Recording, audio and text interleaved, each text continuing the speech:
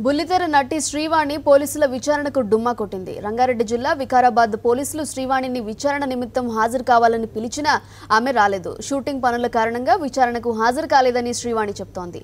మరోవైపు శ్రీవాణి పరిగిలోని తన వదిన ఇంటిని కూలగొట్టిన మాట వాస్తవమేనని విచారణలో తేలిందన్నారు వికారాబాద్ సీఐ నిర్మల.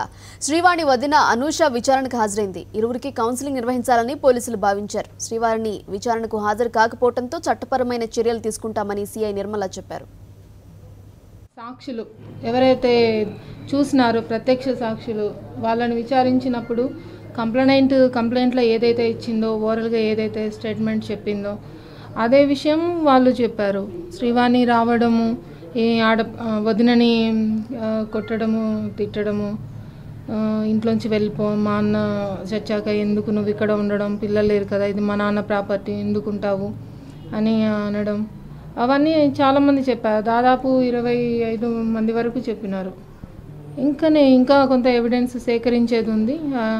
ఆ ఇల్లు కూలగొట్టిన దాంట్లో మల్లికార్జున అండ్ కోటేశ్వరరావు ఉన్నారని చూసిన వాళ్ళు చెప్పారు. ఫర్నిచర్ అది ఇంటి కప్పు కింద ఇంకా అలాగే ఉండిపోయిందని చెప్పేసి. సో దానికి సంబంధించిన ఇంకా వివరాలు సేకరించేది ఉంది, డాక్యుమెంటరీ ఎవిడెన్స్ అవన్నీ.